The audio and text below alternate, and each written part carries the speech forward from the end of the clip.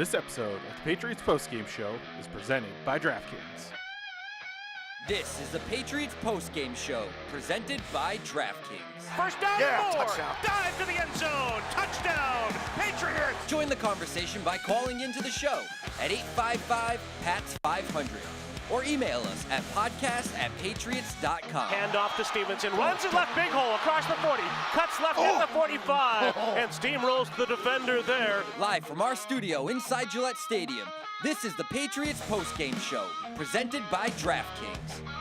The Patriots with a thrilling 20-12 victory in Week 2 to move to 2-0 on the preseason. Guys, Love it. Sweating it out right down till the end. That was a little scary at the end. Welcome into the Patriots postgame show presented by DraftKings, and man, that was quite the roller coaster there right at the end. I'm like, they're not going to make them come back out and play another play. I think you gotta think it's the preseason. Like, guys, let's wrap it up. All right, we got the point. We got the point. We're moving right along, but a lot to take in from this game, and I know before we get to the good, the bad, and the injured, I just want to, overall, what was your takeaway from this game tonight? Well, I thought after 5 days on the road, I was really questioning the energy of how they would come out today, and would they play hard, and would they have that effort and finish that we know is a non-negotiable for Mike Vrabel. And to me, they checked that box. I thought they passed that test, and I can tell you, I don't play in these games, but I can tell you from experience, when you're away for a week and you have a couple joint practices and you're not at home and all that kind of stuff, by the time the preseason game rolls around, it's kind of like, oh man, do we have to really do this? And I was maybe a tiny bit concerned that we would get that today, and we didn't, which I think is a real testament to just all of it, just the culture and what Mike Vrabel is building here with the Patriots. Yeah, good energy. What about you, Tease? What stood out? Well, we wanted to talk about, building off last week. I think they did, and also we talk about our keys to the game. I thought they did pretty well on all of ours, so it's exciting to see. Yeah, absolutely. Well, let's not waste any time. Let's get right into the good, the bad, and the injured. Now it's time for the good, Pretty good. It's pretty good. the bad, Hey, what happened? and the injured. You all right, Gay? All right, it's the good, the bad, the injured. Again, the show is presented by DraftKings, so I guess this is presented by DraftKings as well. I got to start us off because I think the first one's just obvious. I'm going to take it, and I mean, Evan, don't get mad at me, but Efton Chisholm. I am mad at you. Holy goodness. I mean, Yes. This guy, we talked about it on the pregame show, and I mentioned some of his special teams work, but powering through tacklers. I mean, I think on that first one, he broke like 4 or 5 different tacklers to pick up the first down, picked up a touchdown. He was excellent. And the guys on the broadcast said maybe he got a spot on the team tonight.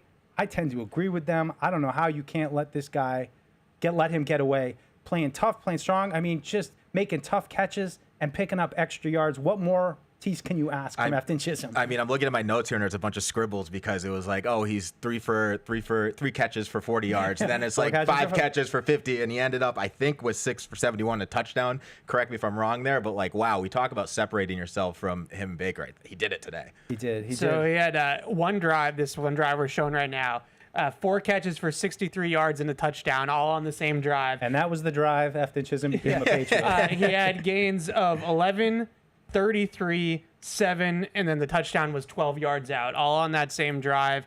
I mean, what more is there to say? I don't know. I mean, the guy's good. Like, he's on the team.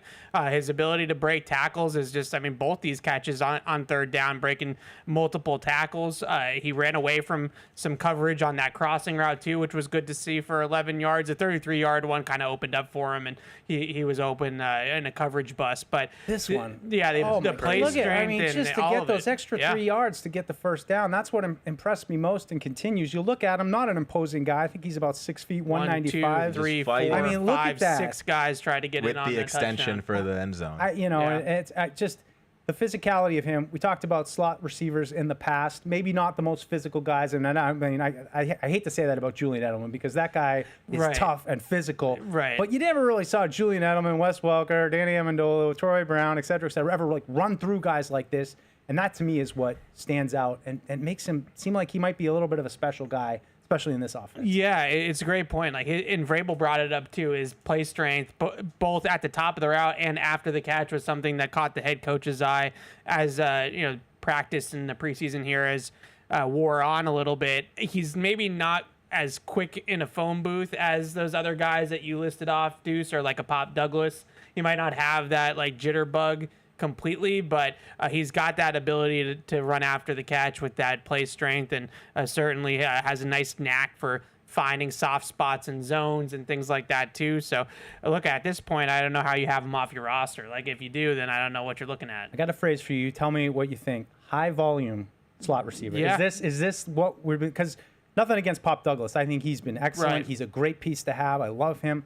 But at the same time, it seems like Chisholm built up a little bit more. Maybe he can handle some of the pounding. I say that as he's probably going to pop up on another one of these lists later, which is something to watch. But really encouraging from Afton Chisholm today. I mean, they were just locking in on him, and it's almost like the whole stadium knew they were going to go to him, Right. but they just kept doing it, and he kept catching it. So what can you complain about there? Impressive. Well, congrats, Afton Chisholm, for your first appearance. I don't think you made it on the ups last week. But, Tease, why don't you weigh in with your first good? Okay, going off that, I know Paul mentioned it last week, but just players running hard, the running backs, just every single guy who touched the ball, effort, just pushing through and really just running hard, like not afraid of contact, not wanting to go down. We saw it from all of them. Henderson scored, so love seeing that. It's really what Vrabel's instilling in this offense. Yeah, I'll stick on the same. I just had Henderson's touchdown run as a good, just individually. Only from 8 yards out, but you saw the patience, I think, was the biggest thing. Like, it looked like nothing was there, and he just remained patient behind the line of scrimmage there, and then was able to really burst. And I thought that Will Campbell had a decent block on the touchdown run too. Is one guy that seemed to really hold his own on the touchdown run there. But you're able to just see that speed and acceleration and that contact balance. Again, another guy that can finish through some contact by Travion Henderson. I just thought that was a standout play in the game. And also, I've seen enough. He doesn't need to play anymore this preseason. Well, I hope he'd be able to play I got to keep track. I got to cross off. You know, It's not the good, the bad, and the injured. It's not easy, Evan. No, we it's we not. make it look This is easy. fun. I like it. But it's not. Next guy up for me is Anthony Jennings, who had a monster second half, and we've talked plenty about him being maybe on the bubble, maybe not being a scheme fit, whatever it might be. But I continue to look at Anthony Jennings, and this has been along the case for me. And there's one of your sacks right here. It's just such a stout guy on the edge. Like, the guy can play in the NFL. And if it were ever not work out here, I have no doubt that he's going to pick up and be a quality addition to another team that maybe he would fit a little better on. But tonight, he made his case in the second half. I think that's what a guy like him has to do, show his value, hand in the dirt, getting after the passer like you saw right there, showing that versatility that Mike Vrabel likes on that left side of the line, with Harold Landry kind of leading the way. But just a great night for Anthony Jennings, and I think it comes at the right time. Yeah, it looked like varsity against JV. He was out there in the second half, man amongst boys. I look at Anthony Jennings, and I get, he's not Lawrence Taylor. Like, I'm not saying that, but at the same time, I still feel like he's a good enough football player that if your scheme doesn't fit Anthony Jennings, then I'm starting to wonder, well, I mean, he's an NFL player. There's got to be a role for him somewhere on this football team. And even if you have injuries at that spot, if you don't feel like he's a starter because you have Landry and you have Keon White and you have Chazon, who you like a little bit more for the scheme, if one of those guys gets hurt, wouldn't you much rather have Anthony Jennings as the backup edge rusher there instead of maybe one of these rookies that hasn't really shown as much? So I understand that maybe there's a trade market for him or something exists there, but I keep coming back to it, Jennings. I just think he's too good of a football player to be playing when he's playing. So find a role for him. Figure out something for him to do. I agree with Evan. We'll probably talk about with some other veterans, but veterans playing later in a preseason game, you get a little worried. But we talked about Chisholm making the most of his moment. I think Jennings did today too. Absolutely. All right, Tease, who you got now? Who you got next? Let's see. Good. I got Mac Hollins. He didn't really do much last week, but he had two big plays. I know we talked about he had a similar play in the joint practice, the toe tap on the side. He caught it there, made himself big, caught it. You could even hear the people on the sideline saying he just did that in practice. So, talk about what he had a couple plays, but he made two big ones there. So I think he had a good one. He did. I said it on the broadcast. I think people are sleeping on him a little bit, and Josh clearly has a use for him, a role for him. He's got a role in the offense to play, and every time he plays with Drake Maye is looking his way, especially right here as you're seeing on this play down the sideline. It was where, I think it was back-to-back plays, on Thursday against the Vikings where they didn't hit it. The throw was a little off. They went right back to it. I think we're going to see a lot of Mac Hollins today. What did you think of him, Evan? Yeah, Mac Hollins, I feel like there's this stigma against him because he's not Kyle Williams or Kayshon Boutte. And the fact that he's not one of these, or you can throw Javon Baker in that mix as well, because he's not one of these young receivers that everybody's really jazzed up about and they want to get those guys playing time, and we're all hoping that Kyle Williams is the real deal. And eventually maybe this role is his down the line. But as of right now, Matt Collins has been the most consistent player in that role, and he brings a lot to the table from a catch radius and a size standpoint that some of these other guys don't. I mentioned on the pregame show, like, who's the ball winner down the field in this offense? Like, who's the guy that you can throw it up to and have him go get it? And we've seen Matt Collins be able to be that guy. His run blocking is something I've also brought up a lot in the past. So it might be a for now thing. And I think that's what we should all look at it as, because I know there's people that are just like hating on this guy for really no reason other than the fact that he's not a guy they just drafted, you know, or something like that. He's played on like 5 teams. Yeah. And, I mean, I get it. I said it till I'm blue in the face. When we were out there in Vegas, it's like, this guy's impressive. He's a big receiver. He's physical. He can run. So I just continue to think he's going to have a significant role in this offense this year. Who's up next for you, Ev? Okay, so I'm going to get a little specific on this one. Yeah, that's right. I'm going to say Drake Maye on third down. I thought that he had 2 really good plays on third down. One was to the aforementioned Matt Collins in the honey hole there. But what I really liked about that rep in particular is that the Vikings were in a 4-man rush and they dropped out into a zone coverage, and Drake remained poised behind the line of scrimmage. Like, he didn't have pressure, so he kind of felt it out and waited it out, and you can see it here on our TV there. Bought some time, and the biggest thing I would say here is that he remained a passer, and this is an area of emphasis for them all summer long, is that they don't want Drake Maye just taking off running and scrambling. They want him to remain a passer, and he kept his eyes down the field, found Matt Collins there along the sideline, who kept his feet in bounds nicely and made the catch. But that to me is got to be something that Vrabel and Josh McDaniels were pretty psyched about, that he did that. And then later on in the game, I thought he checked into that third down run. I think Devin or Jason mentioned it on the broadcast. 3rd and 10, they kind of empty it out with the 2 high safeties, and Drake Maye checked into a draw to Travion Henderson, who picked up the first down on the ground. So 2 really good reps on third down for Drake Maye, who started a little bit rough, but I thought that he finished well. Yeah, skied a couple of them, but I just continue to be so impressed with how Drake looks in the pocket. And I thought the protection was pretty good today. You know, people are like ready to jump off the bridge about the protection based on what happened in Thursday's practice. I think today you saw that they could be pretty good. Now, I still don't know if I've seen enough out of Drake in the passing offense. Like, I feel like I was left still wanting a little bit more. Such a small 7 dropbacks. But you can only do so much with that many throws, 4 for 7. Right. But he looks so comfortable in the pocket. He looks so calm consistently, and we've seen that since the spring. I thought coming into this year that there might be some bumps in the road. You know, he might not see it the way Josh does immediately, but I think Drake has been really excellent this year as far as the poise. I hope it starts to translate downfield a little bit, but I was a little hesitant. I said Drake pocket presence, so I was similar to you, where I was like kind of like Drake, but a little bit specific Drake. Not a great start. Like you said, sailed a couple throws, but I continue to be impressed with him and excited about what he's doing. Yeah, it happened last week. The first drive, not so hot. Maybe some bus legs there, as my coach used to say. But he was able to finish off the drive strong, and then you pull him after it. I mean, that's what a preseason game's about right there.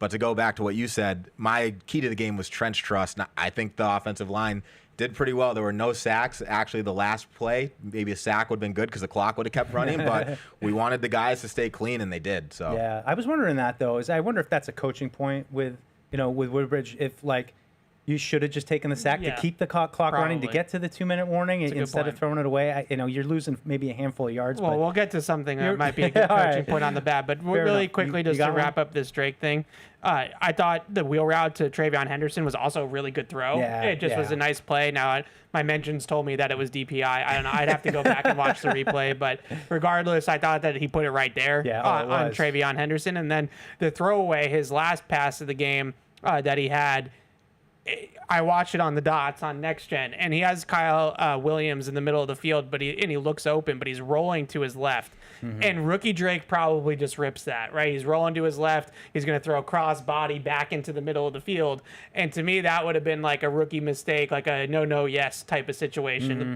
Best case scenario, he makes a highlight play. Worst case scenario, it's going the other way, right? And I thought the throwaway was maybe a point of kind of development for Drake. Like, let's not throw back in the middle of the field, like you can see right here. If he unloads that to Kyle Williams, he's looking in the middle of the field. He wants to do it, and he makes the wise, veteran, savvy play. Let's throw it away, and just like last week on the strip sack, let's not turn it over, and let's punt the ball, and let's play defense. Live to fight another day. It was what exactly. It was just maybe a tiny little sliver of growth. I'm not going to try to I don't want to make too big a deal out of it, but I thought that was a notable play. Nice. Moving on here, I got Marcus Jones with that punt return. Just a little reminder of what a weapon he is. 62-yarder, giving the team a little bit of a boost. He continues to be a really, really dangerous punt returner and a big bonus. Now you're looking at, you feel pretty good about the kickoff return team, and now you're looking at, well, we already got Marcus Jones as a punt returner. This seems like, we could have some pretty good special teams this year. Yeah, I mean, Deuce, I actually had special teams as a whole, minus obviously the last kick return. That's later in the game, but I thought special teams was pretty good all around. I mean, we had the missed field goal and then that kick return. 57-yarder. I'm not going to hold a 57-yarder. Exactly. Yeah. But I thought they were pretty good overall. Marcus Jones, obviously, with the big kick return there. Yeah, that kickoff return was so well blocked, too, or the punt return, excuse me. Yeah, that's a wall scheme, so they have everybody kind of sets up the cutback lane for him, and Marcus Jones hits the cutback. Really good block by JaMychal Hasty, and I think they highlighted this on the broadcast. JaMychal Hasty can't block back into his own goal line. That's a penalty to illegal block. So he almost just runs a pick. He just kind of puts his butt into it a little bit and just sort of gets in the way of that last defender who had a chance to get Marcus before he turned the corner. So that's just a savvy veteran play by JaMychal Hasty, who I don't know if he's got a spot on this team. He came in late for training camp. He was obviously here last year. But that's one of those plays that if he blocks that 42 there back into the end zone, that's going to be a penalty, and that thing's going to be coming back. Ideally, you'd like to see him beat the punter, but I don't think... Running out of room there. Yeah, he ran out of room. Exactly what I was about to say. I thought maybe he could have cut it back in the middle, but watching the replay again, it's pretty clear that he ran out of room there. Well, you said JaMychal Hasty. I got him on the good list, too.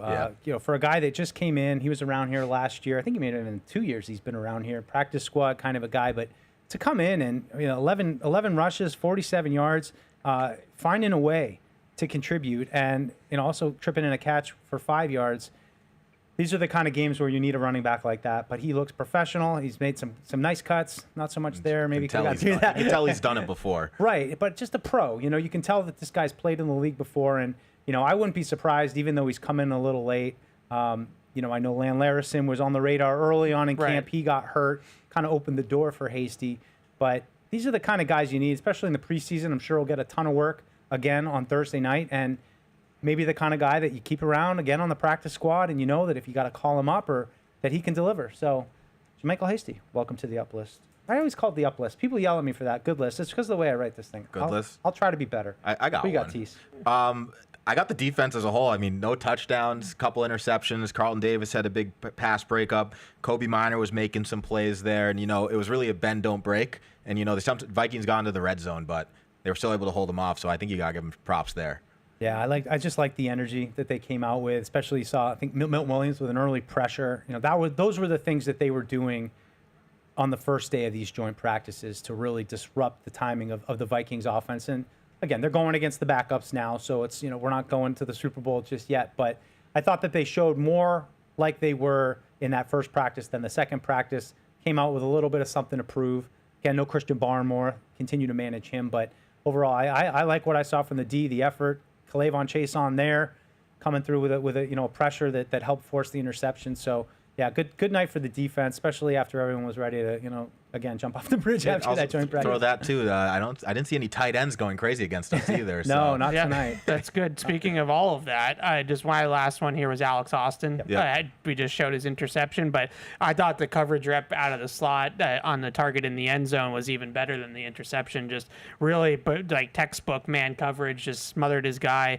I was really impressed by that his play there, and I still wonder, can he be the slot corner in this defense and maybe be that big nickel that they've been looking for, guard some tight ends too every once in a while when you have a more dynamic pass catching tight end. If they go up against a guy like that, Carlton Davis, Christian Gonzalez on the outside, is Alex Austin starting to get into that conversation, especially in certain matchups, to play over Marcus Jones in the slot. So you see there, just the leverage, the technique that he has on the play is just textbook, exactly how you want to play it from a trail position. So overall, I just continue to be really impressed all summer long by Alex Austin. I think he's been one of their more consistent players. Yeah, I had him up too. I mean, he's just consistently around the ball. I think that second call doesn't seem like it should have been on him. I think maybe that was on. Oh yeah, I wanted to 35. mention that was ridiculous. Yeah, that was weird. Yeah. You could see what Mike Vrabel thought of that call. Yeah, on the sidelines. Yeah. Don't read lips. I do have a couple others. Kind of going down the depth chart, but Kyle Williams. I put Kyle Williams on. We talked a lot about him. Coming through with 3 catches, 24 yards, all 3 of his targets, took a shot in the face. Hope he's not concussed. We talked about he held on to that, though. Held on to it still. I have some takes on that. But keep going. Well, it's on the bad, not for Kyle Williams. Oh, yeah. For the hit itself. Yeah. But I like seeing him get some action, start to get going a little bit. Hopefully this isn't an injury situation that's going to set him back, and then he can build off of these 3 catches he had tonight. Keeps getting open, right? That's a big thing with him, is that the box score production we thought was going to keep coming. He had 3 for 24, I want to say, before he got hurt. So the targets and the catches were coming for him today with Kyle Williams. And if he doesn't get hurt in this game, maybe he had that big game that I thought he was going to have in pregame. So I really thought that he played well in the limited time that we saw him out there. So that was really good to see. And I loved seeing those little dig routes off play action back from McDaniels, right? Get that second level pulled up and hit him right behind it. So this is just, we'll get to it. We'll get to it. But yeah, in general, I thought Kyle Williams played well in his snaps too.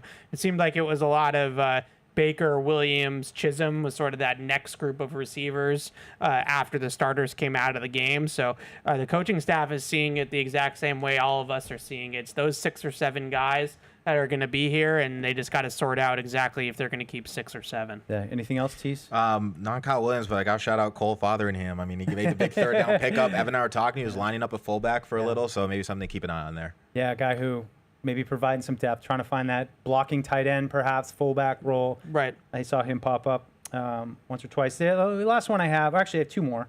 I have the 51-yarder for Borregales, and I know he was up and down. He missed that 57-yarder. It didn't even really look close, but I felt like at that point kind of needed to make that kick. And 100%. It was a 51-yarder, and there was a little bit of pressure of I got a little worried there. Yeah, I mean, and it was close too, so maybe I'm giving him a little bit of the benefit of the doubt, but a nice kick at a needed time, and I think that'll hopefully give him some confidence. Anybody else got anything else before? I do have one more. Yeah, John Giles. Yeah, a couple of nice catches. I had some blocking too by him. Yeah, blocking, nice catches. I mean, this is, I feel like, what these guys need to do. Who I always look at John Giles as like he's a great scout team wide receiver. He's big, he can run, but he keeps making plays and popping up from time to time, and maybe there's something there. We talked about Chisholm's balling out, and if you're him, you're like, well, he's cooking. What can I do if I'm not getting the ball? Yeah. Block. Yeah. And that particular one, too, there, going up. Yeah, that was a big one. Little flip. Right, Whoa. getting hit over the middle. I wonder if John Giles is like a 4A player in baseball, where like he's probably too good to be on the practice squad, but he's not quite good enough to be on the 53. But he could be a nice player to just keep around on the practice squad too, scout team, and then obviously as a reserve in case they really have a rash of injuries at wide receiver. So I thought he was noticeable in the first game too. He had a couple big catches working with Wooldridge. So someone that stood out.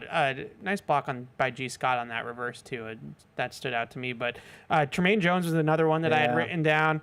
Really nice job on that bootleg, containing the quarterback on that boot. That's hard to do. It's hard not to bite down on the run fake. He did a nice job there. And the guy I wanted to ask you about Deuce was Isaiah Eaton, who I feel like plays with a lot of energy and a lot of effort. You can see that out there, but I haven't seen a ton of him in practice, probably because you're watching the defense. So. Yeah, well, that was one who really popped up in Minnesota, starting to get some reps. To be honest, during those reps, didn't really clock him as just more like, oh yeah, that guy's out there. That's interesting. 68. What's he doing? But anytime I think you find this defensive depth, it's a good thing. So yeah, let's move on to the downs then, if you guys are ready, and we should be getting a player probably calling us. This is always how it works out, right? As we get to the downs, somebody's got to call in while we're talking about things that didn't quite stand out. For me, I didn't have a lot here. But the first one I had was just a little disappointed in Javon Baker. I thought he had some opportunities to make some plays today. He had a false start. Not all his fault. Some of those balls were a little bit difficult to corral. But when you're watching Afton Chisholm produce what he's doing, and it's all right, this is a guy, it's clicking for, it's going. And Javon Baker, you've seen moments, you've seen flashes, you've seen some special teams production. But when we get to the game, it's, there's something missing. He can't quite complete the catches or, get to the open spots. A mental error that was kind of tough. This one was, tough play. I kind of feel like he should have had this one, though. I mean, the ball's right there. It's just it's like an inch too far, but I thought it was a pretty good route. I just don't know. I mean, yes, he rounded it off, but I felt in terms of the timing of the play, it felt like he was in the right spot. So he's my first down. No, I had him too. Talking about the operations of the game, you can't have a false start in the red zone there. But a couple tough throws. He also had the toe. I think it was a toe tap on the side where he makes it. So there are flashes where you're like, this guy has something. So that's what he does. He keeps intriguing you with like a little bit here, a little bit there. For me though, I'm starting like, is he ever gonna put it all together, and are we gonna be able to say we can count on this guy, snap in, snap out? Tonight, Afton Chisholm inspired some new confidence in me that he could be that kind of guy who can pick up an impossible 2 yards when, there were 2 or 3 times tonight where he caught the ball behind the line to gain and somehow found a way to do it. I think Javon Baker's got to get that into his game. He's got to start making plays that you maybe don't expect him to make. Yeah, I was... Oh, nice. I was disappointed about Javon as well. I thought some of the route running was a little sloppy too. I think when you play on the outside and you're running comebacks and outs and things like that, everything's got to be a fade till it's not a fade. So you've got to get the corner out of there. You can't let the corner just sit all over the top of the route because then they're going to jump it, right? So when you get out of the release, you got to really push vertical and get that corner to open his hips upfield, and then you can snap it off and break down and then create that separation. I thought even on the catch that he had, he didn't really do a great job of that either. The ball just kind of snuck through, and it was a nice throw by Wooldridge. So I don't want to pick on him too much because he did have some open targets where the ball didn't find him. I thought Dobbs, kind of, hurt him there on those couple of plays. But I thought the route running could have been better as well. So it was a little bit of both for Javon. It's one of those ones where you look at the box score and it's 7 targets, 1 catch for 13 yards. It just doesn't look good. That's not great. No. What do you got for downs, Ev? You want to give me this Kyle Williams rant? Okay, I have a couple. I'm sorry. I know it's my first time on the show, and I feel bad like going hard here, but whatever. Josh Dobbs, just again, like ball placement is just now to the point where it's getting people hurt, and that's just that's a problem. Obviously he's not. I said this to Tease when we were watching. Like if he's playing at all for the Patriots this season, then that's not good news, whether it's him or it's another backup quarterback. So Drake May's the franchise. They need Drake May healthy. I don't really care who's backing him up at that point. But the ball to Kyle Williams on that little under route that rung his bell, like there's a zone dropper that's falling off the line of scrimmage that's sitting in that low hole help area, and you have to throw the ball away from that zone dropper. You can't lead him right into the guy. That's like the definition of a hospital ball. And you can't do that. You have to, he can't see it, right? Like Kyle Williams that's not where he's looking. He's looking in the backfield towards the quarterback. So it's on the quarterback to see the linebacker coming over and try to protect him by throwing the ball low into the outside so that he can kind of duck underneath that contact. Putting the ball up there in that spot is just asking for him to get concussed, which is unfortunately what it looks like happened. So that's a bummer. I thought the throw to Javon Baker, both throws that he missed to Javon Baker were open throws that he probably should have hit. So I'm sorry, Joshua Dobbs. I feel like it's but like the one to Kyle Williams really bugs me because this is a promising young player. We've finally found one. Every single time that they find a receiver like this, it feels like something stunts his development, like an injury or something like that. And hopefully it's not too serious for Kyle Williams, but here we go again. Yeah, well, I hear everything you said. Continuing on, I thought the defense and the 2-minute warning at the end of the first half, allowing a little bit of a drive.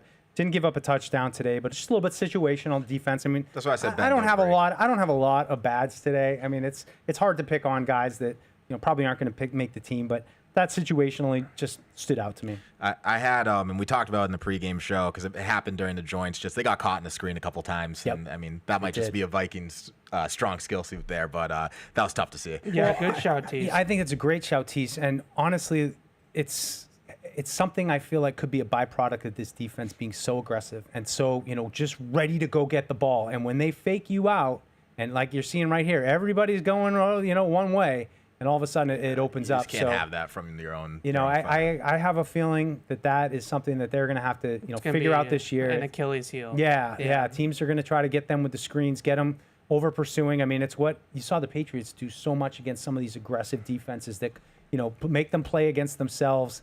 Remember the great one, Palomalu. Like, I feel like they always just exploited him for being over aggressive. So it's definitely something that's been popping up. As you said, though, tight ends weren't so much a problem tonight.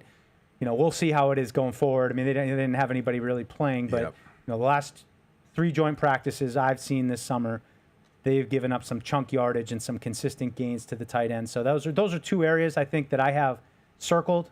Everybody else is, jumping off the bridge again about something, but those are 2 things that I think are legitimate concerns schematically as we go forward. Yeah, it's a great point, Tease. It's exactly what I had written down as well. Deuce, I remember you telling us on our wraps in Minnesota on Wednesday that they gave up a big play on a screen in the joint practice, and then they gave up a couple here today. I'll have the stats exactly tomorrow on them, but it was at least 40, 50 yards on screens today, and I think you nailed it, Deuce, that's a scheme. Like this, they want to get up the field. They want their defensive line to fly up the field and make plays in the backfield. And if you're going to do that, then smart play callers like Kevin O'Connell are going to call a bunch of screens and test you to see if you can stay at home. So that's a good shout by Matisse. The other, I had 2 other ones. Kyle Duggar. Yep. Playing into the fourth quarter is one thing. That's obviously not great. Finished the game with an interception on the last play of the game, which you could almost. Say, I'll get to that. Which you could say, good pick by Kyle Duggar. You could also say he was on the field for the last play of the game. Yeah. You could also say, why aren't you just going down? Like, why are you trying to fight for yards or try to come out of the end zone there? Mm-hmm. That is just interception, down, game over. So the fact that he's not going straight to the ground there is perplexing. So good news with that, I suppose, is that to spin it, for our Patriots.com he made a play. People, he made a play. But I'd also say if I'm Mike Vrabel, I'm putting that up on the teach tape coming up when they do the film review of what not to do when you make a game-winning interception. You want to go down there. I had like Anthony Jennings in like small letters next to it because he was also playing at that point in the game, which is very notable, but he was obviously playing well at that point in the game. So it's a little bit, I don't want to be too harsh with Jennings for that reason, but the Duggar thing, that was not great. I don't know what you're trying to do with the ball there at the end. Like just go down and win the game.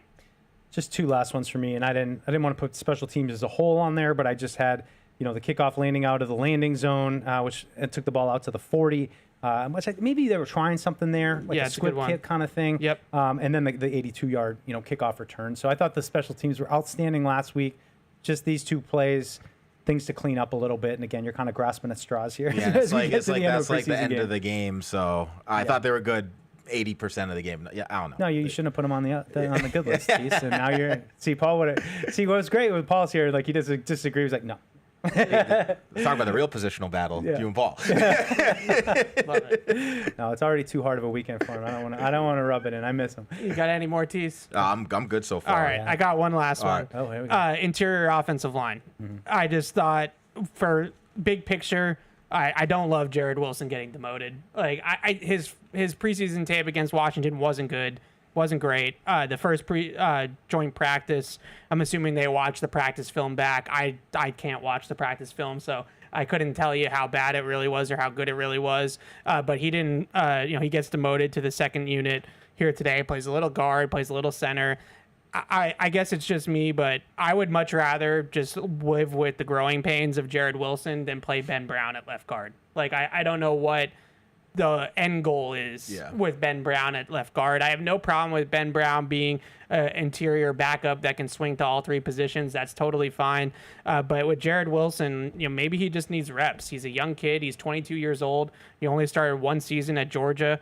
So if it was me, I would just let him play it out and see if it sticks. I think they're going to do that with Will Campbell. So I don't really see what the difference is. Other than one was a first-round pick and one was a third-round pick. Cole Strange gave up another pressure today. Bradbury, I thought, got pushed around a little bit.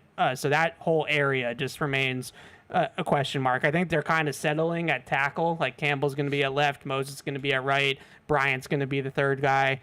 swing tackle there, interior offensive line, I still have questions about. Yeah, some intrigue there for me with Marcus Bryant. Just, what is his ceiling? Is he somebody who could be waiting in the wings, behind Morgan Moses? Is he just the guy right now? But another guy that I think we've seen progress in camp. We've seen a lot of these guys who maybe weren't, no one was really expecting Efton Chisholm to be this good. I mean, maybe Evan was, but he was telling me all about him. But, that's a positive sign, I just think, overall for the coaching staff, that you're seeing guys improve. You're seeing Drake Maye look comfortable. You're seeing Milton Williams start to make some plays. I think some people thought he had a quiet start to camp. Austin Alex is ready. Okay, great. Well, we're excited now. We're going to be joined by Alex Austin tonight. Hey, Alex, thanks for joining us, and appreciate the time. Yes, sir. Thank y'all for having me. So another interception for you. You've really been having a strong summer. What can you say about the game tonight? I think it was a good game. Got to get back in, watch the tape. Never as good, never as bad as you think, but it's always good to come off the grass with a win. Alex, I just wanted to ask you about playing a little bit in the slot tonight, or today, I should say, and what have you learned about playing that position, and how comfortable do you feel playing inside at this point? Yeah, man, I feel overly confident playing that position. I've learned a lot this camp by playing that position, and then just by being in the film with the coaches, studying receiver splits and all things. So I feel like I've learned a lot, boosted my game tremendously. Alex, I know the first couple seasons you've had some challenges early in the year, injuries and whatnot, and you've come on late. How does it feel right now to feel like you're really stringing together a good camp and really building some momentum as you head towards the regular season? Yeah, I think it feels good, to be able to go into the season confident and be ready to string some good weeks together in the season and play consistent football. Alex, just last one for me. Just what have you learned so far from Carlton Davis, and what's it been like to have him in the locker room with you guys in that cornerback room? Yeah, he's been a great piece to have to the DB room and in the locker room. He's someone who's an older guy who's going to push you, give you little keys and techniques on things that he sees. And he's just been doing a great job coaching up all the guys, bringing energy and, bringing that veteran mentality to the room. Alex, thanks so much for the time. Safe travels back to New England, and good luck this week as you enter the last week of the preseason. Thanks, Alex. Thank you. Thank you. Yeah, great camp. I mean, he's another guy that's just really had a solid trajectory through camp, showed some real improvement. And like I said, he's had some issues with injuries early in the season, and he just hasn't really been able to get going. And this year it feels like it's all lining up for him. Carlton Davis, Christian Gonzalez being hurt opened up more opportunities for reps with him. Then we started to see him go into the slot a little bit, as you asked him about. Yeah. We're all wondering, is that a role for him? Could he be, that top slot option? Or, if they don't feel great about a matchup with Marcus Jones, like, this week the slot receiver's a big guy. We're going to adjust the approach a little bit, have him go against Double-A, put him out there. So really good option to have. It's just there was such a question at the cornerback position behind the two top dogs, and we know what Marcus Jones does in the slot, but he's really emerged and I think is becoming a very valuable member of the secondary right now. Yeah, absolutely. I thought that he was sort of separate from the DJ Jameses and sort of that next wave of corners all summer long, where it was pretty clear that he was in that like top 3 or top 4 mix, and with Gonzo and Marcus Jones and Carlton Davis. And now I even wonder, like we were saying even before we had him on, if Alex Austin is playing himself into the top 3. And if you're going to be the top nickel corner, you're going to play a lot in today's NFL. And we're going all the way back to January, February. Mike Vrabel and Elliott Wolf have talked about the big nickel and how important that is in this specific scheme, and having somebody that's a little bit bigger, that has a little bit more size, that can play the run, like those types of things. And I think Alex Austin checks a lot of those boxes for them. That's a little bit bigger, a little bit sturdier than a Marcus Jones.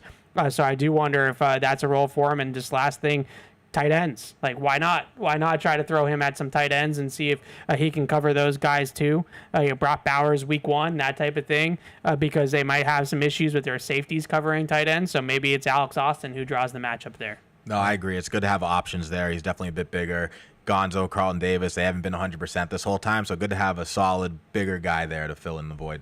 All right, well, let's finish off the good, the bad, and the injured with, unfortunately, the worst of the three, the injured. Yeah. And Kyle Williams, obviously, we showed the clip of him taking a shot to the face. I'm hoping that maybe it's not a concussion and that, he was able to walk off. That's always a good sign. But like you said, just such a buzzkill when a guy's starting to play well and gets hit like this. Hope it doesn't cost him any time this week, but I have a feeling we might not see him till the regular It's just tough. Vrabel did not look happy with the ref on that one there either. So another one we had was I think Chisholm might have gotten a little banged up. You hope not, but I know they mentioned it on the broadcast. So well, we're seeing him here right now on Patriots Fifth Quarter. That's on always WBZ, a good sign. that he's talking to reporters in the locker room. So we'll keep our eyes peeled. Look like a lower leg thing with him, but again, what a night for that kid. Yeah. And I mean, we had him on the post-game show, all smiles all the time. He's having fun. I mean, he's all smiles walking around the building, the team hotel.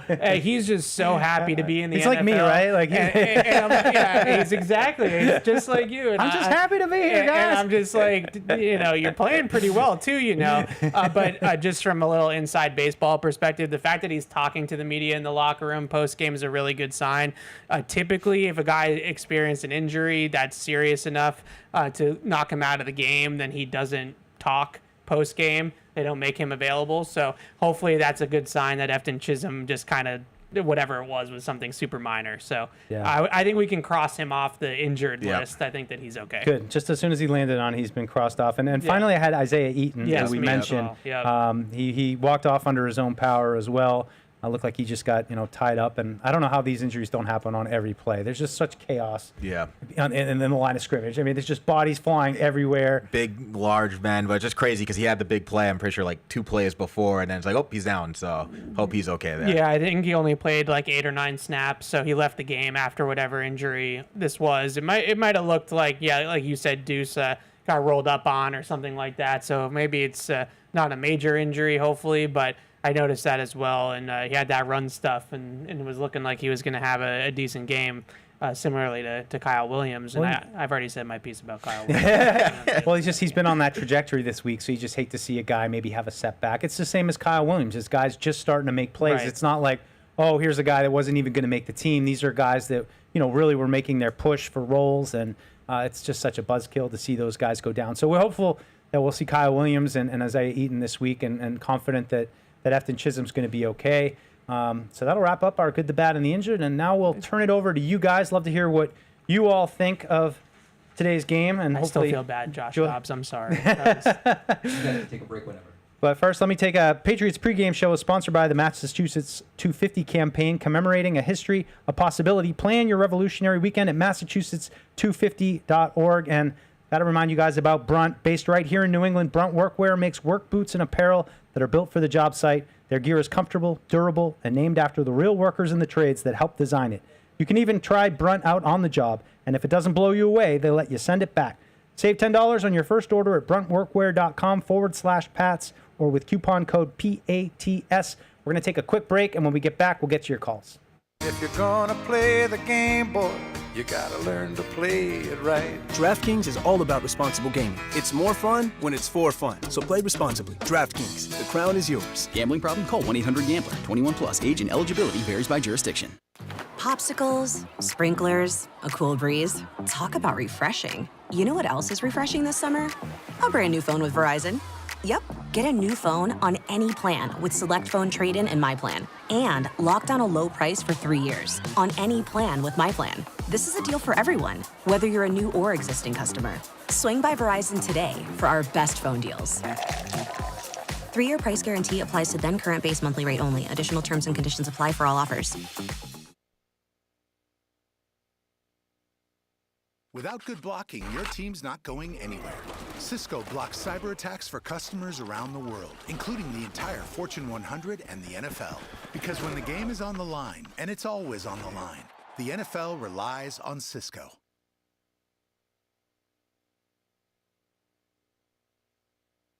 It ain't my dad's razor, Dad. Hey, watch it. It's from Gillette Labs. This green bar releases trapped hairs from my face. Game changer. While the Flex Disc contours to it, so the 5 blades can get virtually every hair in one stroke for the ultimate Gillette shaving experience. The best a man can get is Gillette Labs.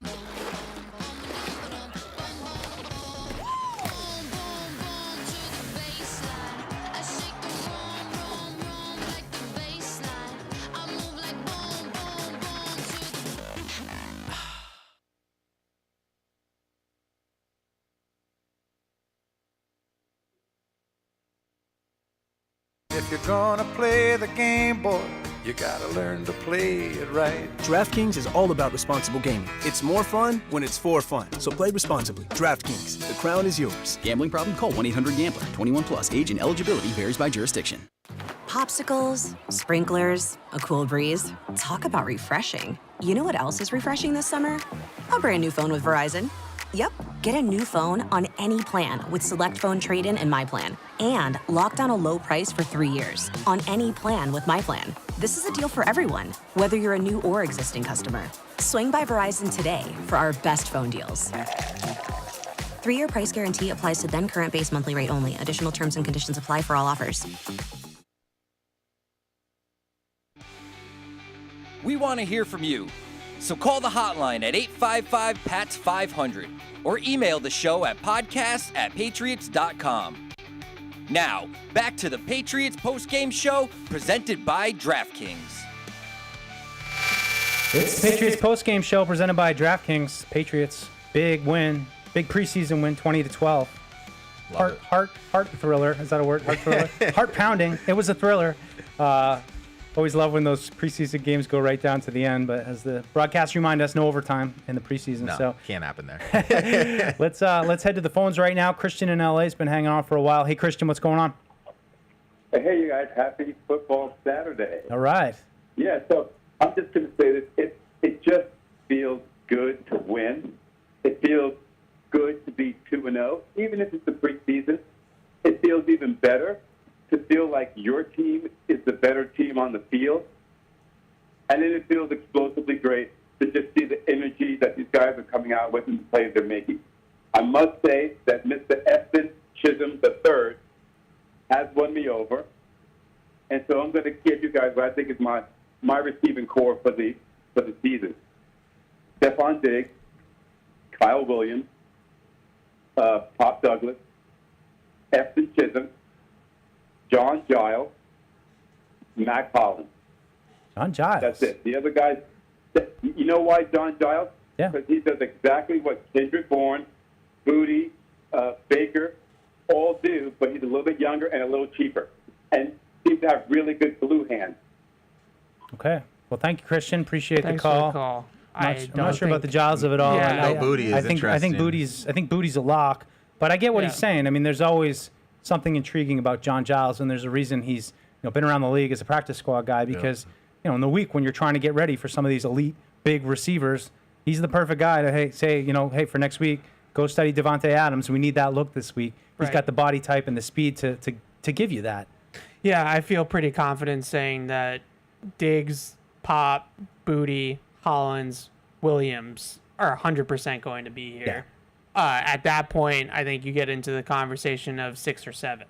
Now, Efton Chisholm looks like he played his way onto the team today. So I think he's probably, I don't know, not a roster lock, but maybe 75% chance I would put it at now. And then Baker is maybe like a 50% chance whether or not they really feel the need to keep a 7th guy and keep Baker around. I do not have John Giles on my bingo card. I don't know about that one, but I think those 5 guys that I mentioned, I would be absolutely floored if those 5 guys aren't here. Yeah, it seems kind of obvious now. I mean, that's just how it goes. Injuries played a big part in it. You, of course, hope that Chisholm and Kyle Williams now aren't going to miss a couple days, then maybe it gets a little bit complicated. Let's head up north to our friends in Canada, in Vancouver. Hey, Sean, what's going on? Hey, Deuce. I have a few things. So Chisholm, Duggar, and Jennings hopefully will get first team reps. We're not going to be able to see that until September 7th, but I think they deserve it. And watching Chisholm today, I can't help but dream of what Josh did with Edelman and Amendola starting in 2013. I'd like them to add some of those plays for Pop and Chisholm. That would be so amazing. And now here's back on the fullback thing. I'm even more convinced that Jack Westover will be the fullback. He had more good blocks in that position, and later he played tight end when Fotheringham was a fullback, but the runs weren't as successful. So, Evan, like you said in the pregame, the Pats could find a veteran fullback, but I doubt guys like Jakob Johnson will get released. If teams bring in good fullbacks, they have probably some plays in mind. Also, I want to see the Patriots work on defending screen passes. That was my kind of pet peeve for this game.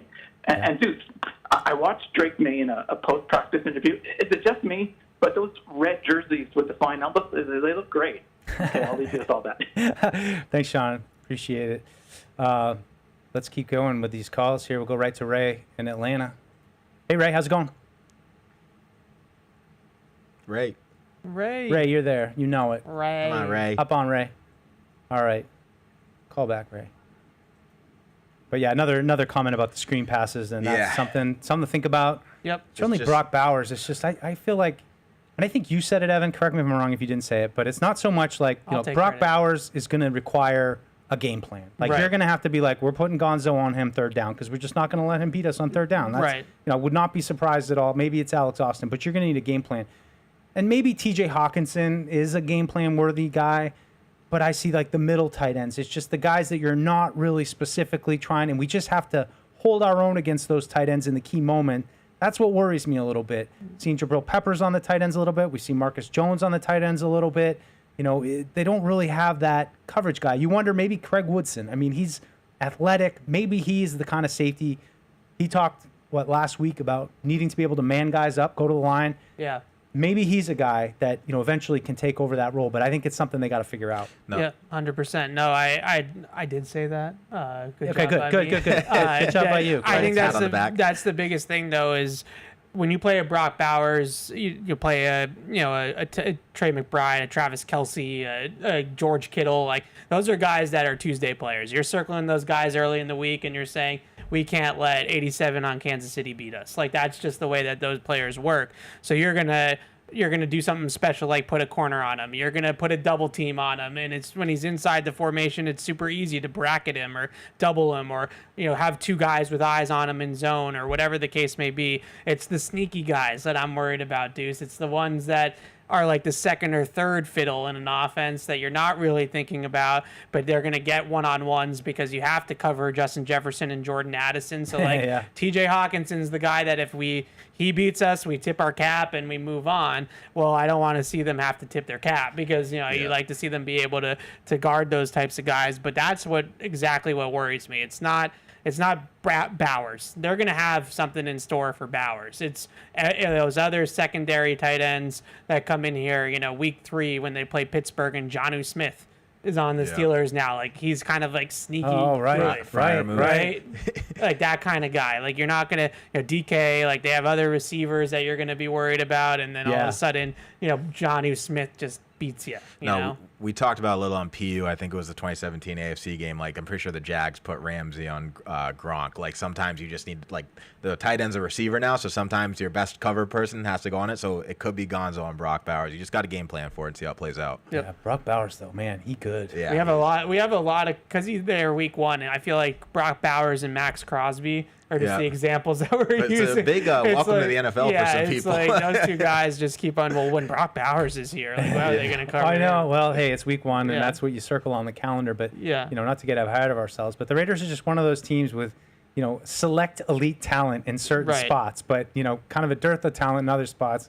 Should be a great game coming up here in just a few weeks. My gosh, it's coming fast. It is. Let's go back to the phone lines here. Joe from Pennsylvania. Hey, Joe. Hey, guys. Hey, thanks for taking my call. And, Evan, I'm actually your neighbor. Calling from Pennsylvania, but actually your neighbor. I live right down the street from you on Chisholm Island. I love it. Hey, I wanted to come back to Chisholm, but I got 4 quick-fire things for you, almost like yes-nos in a way. Okay. But Anthony Jennings, did he play his way onto the roster, or did he more so play his way to being traded, to a team trading for him? Yeah. And then how about Marcus Bryant? Is he our future right tackle? Mm-hmm. And then how about special teams? Are we going to be able to keep this up with those good returns? Mm-hmm. And then how about Chason? How about it was all him really on that interception, and how he made that great move. The quarterback kept on dropping back. He kind of went. It was going to go inside, but then he real quick went outside on him. Yep. Chason, could he almost be like our best free agent signing, like our cheapest, and he might be on our best free agent signing? Love it, Joe. Not in a bad way either. Yeah. But then how about coming back to Chisholm? It's like I love Vrabel, love Josh McDaniels, love Drake May, but geez, I really love Chisholm. I feel like he's the missing piece, and they got to just put him with the starting unit. They have to see, is it out of respect for Pop? I really like Pop, but I feel like he just doesn't see it all the time in the zone and when to stop and when to go. And I just feel like Chisholm is that missing piece, and they have to give it. I feel like Chisholm's going to be the engine for this offense. It's a bold statement, Joe. Thank you for the call. Go cool off, take a cold shower. I think someday. And that has been my take about this the whole time with Chisholm, even going back to when I was hyping him before I should have been.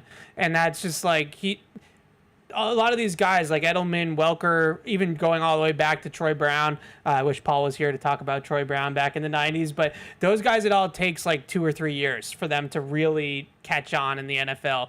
You know, Edelman made the team initially really as a punt returner, and then they kind of worked on receiver with him in the background, and he got some opportunity as a rookie. I think some people got hurt, right, his rookie season, and he gets on the field a little bit, but it wasn't a ton. And then in like years 3 and 4, it was like, okay, now Julian Edelman has arrived. I feel like we're going to be similar with Efton Chisholm, where I don't know if he's going to play a ton as a rookie. There's Pop, there's Diggs, who also I think factors into this conversation a little bit. And, I don't know if he's going to be what the caller said, like that this year, but his skills are worth keeping around for that to maybe happen at some point down the line. No, I think you got to keep him, but it's also tough because it kind of stinks that we've played 2 teams that haven't played their starters at all. So I'd like to see him get some more reps against the top guys in a game situation. Well, we're undefeated team. Yeah, okay. Not sure how much I care about the 2-0, but you got to take it. It's funny you say that, though, Ev. I have such a distinct memory of Deuce, Patriots super fan in 2009, and I think it was week 2, and I'm getting ready, walk down to Starbucks, actually, your spot. Nice. No offense, we're on Dunkin'. Well, but remember going down and then all of a sudden seeing like Wes Welker's not playing today, and I'm like, oh no, Wes Welker, no. Yeah. And here we go, kid. And Julian Edelman certainly got some opportunities. He got hurt a lot that year too. Fits and starts with him to start his career.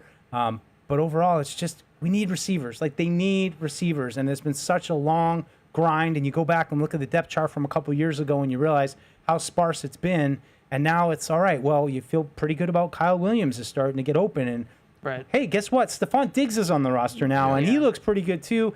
Matt Collins is a complimentary piece. It feels like they're starting to build something on offense that we can finally quell some of these cries of we just don't have the weapons. We don't have any weapons. We have guys that can move the ball, and I think it's a really good sign. I don't know how Efton Chisholm's going to end up, but I like having him. I like having that bullet in the holster. And injuries happen. You've got a guy who looks like he really wants to play and get open. Yeah, and you didn't even bring up Henderson and Hunter Henry. So like you have backs and tight ends that can catch the ball a little bit too. So I'm optimistic. And then you put Josh McDaniels into all that, and I have a lot of faith in McDaniels to get guys open with scheme and things like that. So if they can pass protect, I think that they're going to be able to move the ball. Can they block, right? Yeah. Like that, I mean, that's really going to be the number one question is can they block? Yeah. How good do you think Marcus Bryant is? I mean, I think he's worthy of an Evan Lazar critical film eye. Just look down. How's he looking? Move to the left side so you got plenty of tape on either side. I mean, this could be your swing tackle. I like that he's a true swing tackle because he played left and right in college, but mostly left, and then he could playing a lot of right in training camp and looks okay over there. So I don't know if he's a starter. The caller mentioned that maybe he's the future starting right tackle, maybe.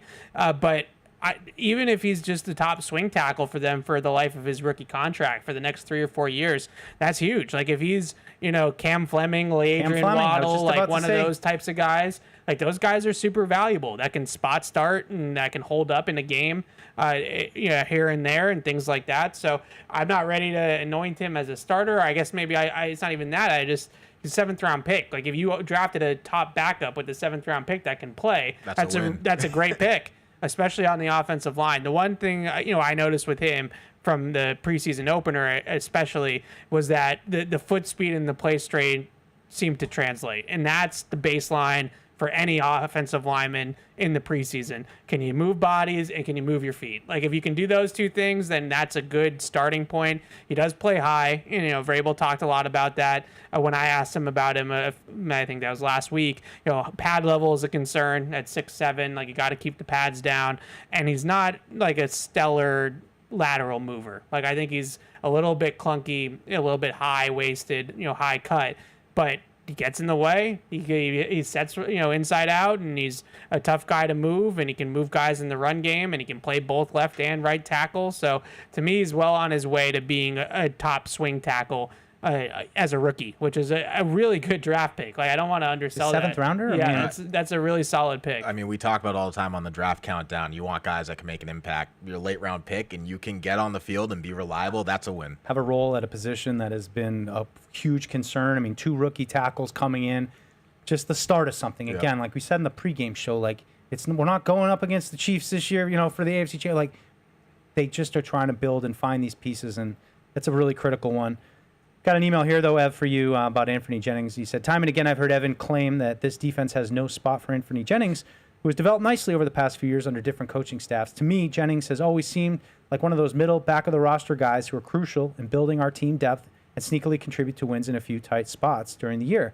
I need an explanation on what makes Jennings specifically persona non grata in Evan's eyes. That is from Ethan in L.A., who also says he's a native Angelino, and he's 99.9% sure that Christian from L.A. is not from there. I like that. So I mean, we talked about it earlier in the show. It's a scheme that wants their edge rushers to get up the field. Like that, I would say the most important traits for Mike Vrabel edge rusher are get off and bend. Like, those are the 2 things that they want. It's why Landry and Chazon are playing as much as they are. Like, that's the most important point of emphasis for them from a traits or a scouting standpoint. And Jennings is a burly, stout, heavy-handed edge setter. Like, he's a Bill Belichick 3-4 outside linebacker. Like, that's what he is. Now, he's proven that he can make plays in the backfield today. And it was probably against like Minnesota's like 4th string tackles, but you see that, and it has nothing to do with Anthony Jennings. Like, I think Anthony Jennings is an NFL starter. It's going to catch on somewhere if he doesn't catch on here. I think he's a good player. I've always been on that side of things, but it just from a scheme perspective, and I think they agree because they have him playing in the 4th quarter of preseason games in back-to-back weeks. He's just not their type. I actually think that even a guy like Truman Jones might be a little bit more what they're looking for, just from a skill set perspective. But like I said earlier, if I would look at it and say, like, find a role for him. Yeah. Like, if somebody throws a early day 3 pick at you and it's worth it, then trade him. But if not, I would try to find a role for him. Stuff. Let's head back to the phones. Tony is up in Canada. Hey, Tony, thanks for calling in. Hey, guys. Watched the game. It looks like Trey Henderson, he's pretty decent running back. What do you guys think? He's okay. Yeah, I would say that's probably coming to light right now for sure. It's hard not to get too excited about this guy, but at the beginning when we got him, I thought maybe he would be fighting for the number 1 role as a running back. But now I'm thinking he's an integral. He everything I see, he's going to be an integral part of our offense. 100%. And I mean, it's so exciting to see him run. I mean, that touchdown he scored it baffled my mind. He had nowhere to go. He paused, and then he just hit the crease, and he's in the end zone. Yep. It's really exciting, so I'm really happy that we got him. And I'll let you guys go right away, but I can't see how Chisholm doesn't make the team because they release him. He's going to get picked up right away. We know that, and I don't think they're going to trade him. So I think Chisholm has made the team. That's my opinion. I'll just listen to the rest of the show, guys, but I'm super excited. Thanks, Tony. Anderson. Thanks, guys. Thanks for the call. Appreciate it. Yeah, I mean, I agree. And a guy like Chisholm, I think it's an opportunity for the coaching staff to reinforce the culture that you want. And here's a kid from a small school who was super duper highly productive, and you're seeing it translate now into the NFL. And it's just a great example. I think coaches love when those kind of guys emerge. And all these coaches say it doesn't matter how you got here. It just matters, what you do when you get here. And so far, all he's done since he got here is balled out and done everything asked of him, whether he's blocking for punts or, punt returns or whatever it is, getting out there blocking in the run game as well, or making those tough catches, which today just, blew me away. A lot of people have been talking about like his play strength, and that's just been such a buzzword. But today, man, it really showed with Efton Chisholm. It's not even just Efton Chisholm, but like the caller mentioned with the running backs, it was on our good, like running hard. It just feels like there's a new culture being coached them, run through the play, knock the defender on their butt. Like I love to see that. It's a new energy. Yeah, I'll just talk about Henderson again because I can just talk about Henderson all day long. This is, I've been covering the team for 8 training camps now, and he is the best rookie skill player I've seen in a Patriot uniform. Like, he's that good. I think he's special. I really do. And I think we can say that now. Like, he's doing it against starters in practice, and the speed is just ridiculous. The contact balance is great. The blocking, the pass blocking, every week I watch him pass blocking in practice, and sometimes I just watch 32, just pass block people and put them into the ground. Like, it's just a ton of fun to watch him play in that area of the game too. He cover, like, no one can cover him on a wheel route. Like, he runs a wheel route out of the backfield. He's open every single time. He's really special. Now, to the caller's point about like RB1 and like all that stuff, like, I'll keep saying it until it happens differently. I don't think he's going to be used like a true like lead workhorse running back. First down, fullback, right into the line of scrimmage. But that being said, on the touchdown, he just lined up in high formation. No, I'm not saying it's not going to happen. I just think that they're going to be wary of overusing him and try to be as careful as they can with him. You have a strong running back group, so you can do that, which is also a big plus. He's a weapon for Josh McDaniels. We talked about Brock Bowers and having tight ends that can cause matchup problems. Well, Travion Henderson is a matchup problem for the running back position, and if you don't have linebackers that can run, I mean, I think about the old Patriots teams that were a little bit heavier on that second level. You got to have a guy that can run. You got to have a plan for Travion Henderson. I'm sure that teams are watching this preseason saying, we got to go into this, know where this guy is at all times, and it's not going to be so easy to find him. Like, sometimes he will be out there on first down. Sometimes he'll just be third down. Josh can put him out there. One more point on Henderson that I love is just 32, baby. Thank you. I mean, 32. It's a run. My favorite running back with growing 86 up, too. My favorite running back growing up, Craig James in the 80s, who I got the opportunity to meet and interview earlier this spring. I just love seeing that. No offense, Antonio Gibson, 4 is not a running back number. I need wide receivers in the 80s.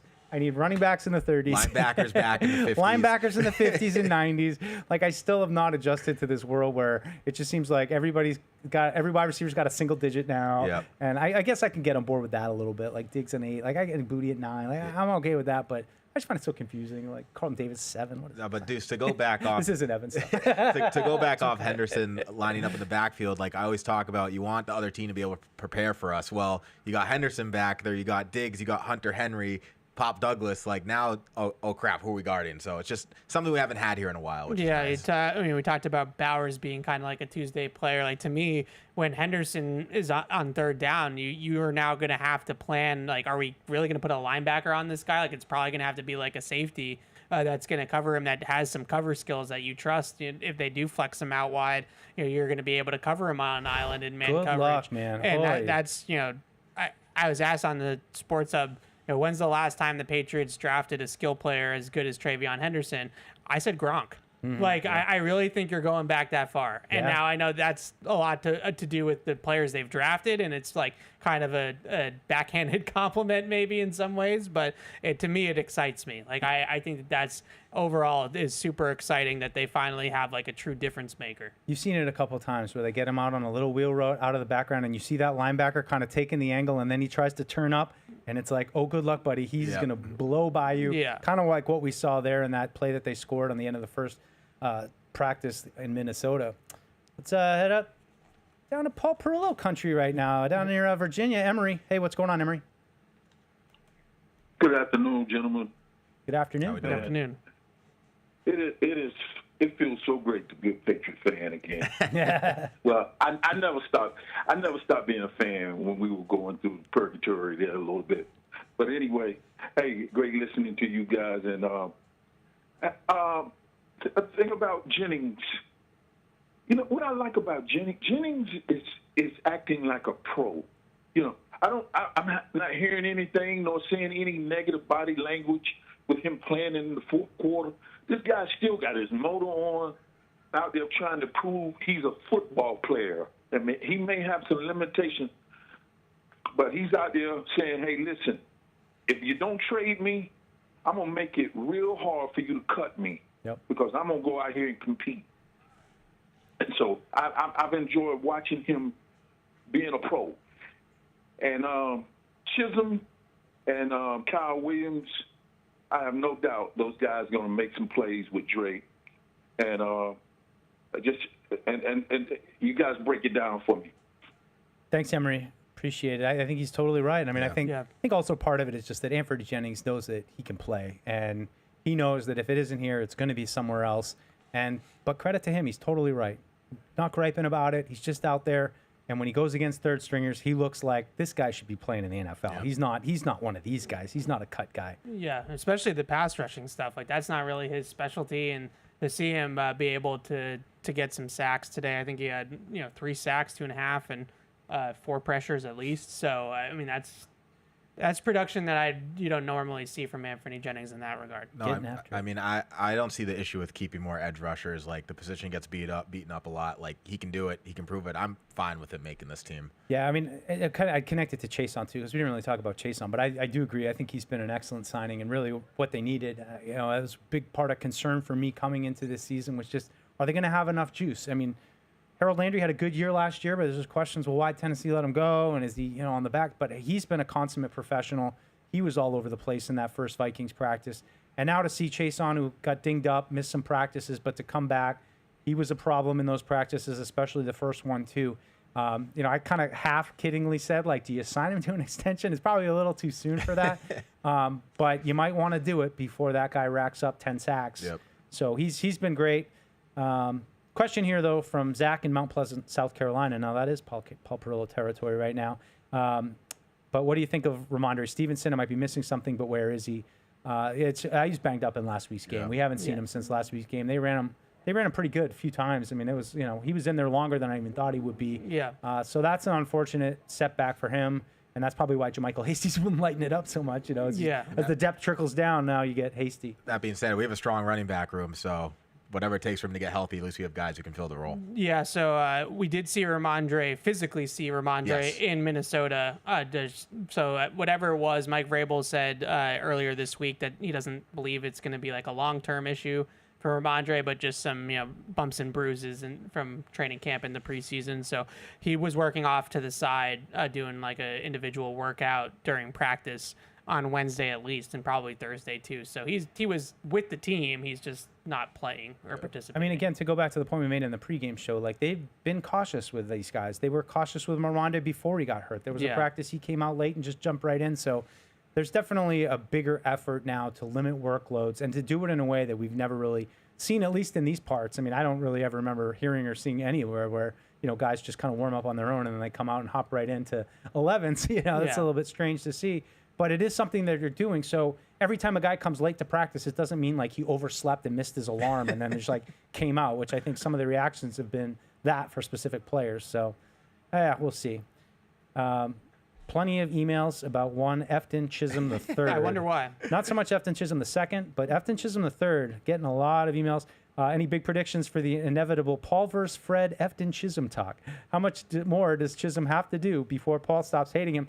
I think we saw the ice start to thaw last week in practice, like I said on the pregame show with Paul. And, he did not his cup of tea always. He likes the big, fast outside guys, and you can't fault him that. But guys that don't get over. But I think Chisholm's starting to grow on him because he's making plays and he's doing it, and you can't deny it. It's consistent. Every practice, every game, the guy shows up. How do you not win over Paul on that touchdown catch right there? I mean, four guys? Powering That should be it right there. Yeah, right. I just really like. One thing I really appreciate about Paul is, I think you said this earlier, Deuce. Like, Paul doesn't just fall for it at first glance. Like, Paul, you need to earn Paul's praise and earn Paul's but when you get it, you've earned it, Right. So I respect that because I'm somebody, admittedly, that will be a little knee-jerk sometimes. And I see Efton Chisholm run a whip route in the spring in OTAs with no pads. And I'm like, guy's making the team, right? And Paul's like, let's wait. So I respect that Paul has a slow burn. I think that's the right approach. That's the right way to do it. I think it's a general rule to never answer a question you don't know the answer to. But I don't know the answer to this one, and I'm going to just throw it out there and hope that one of you guys might or somebody out there might, because it's been something I've been thinking about, and we've talked about it. I think we've been trying to get an answer about what happens to the injured guys who have been put on IR. Are they done for the year, or do they still have a chance to come back? I'm thinking, I don't know exactly, but does it have to be designated at cutdowns that these IR guys are designated? And even if they went on a week or two ago? Right. So, like, think about it this way. Like, when you go on cutdown day and you play somebody on IR on cutdown day, they are physically going on the transaction wire as being placed on injured reserve on that day. Whereas the guys that are already on IR, like my poor boy, pour one out for Brock Lampy, like he is on injured reserve already. So you're not going through a transaction on cutdown day. So he's no longer on the roster.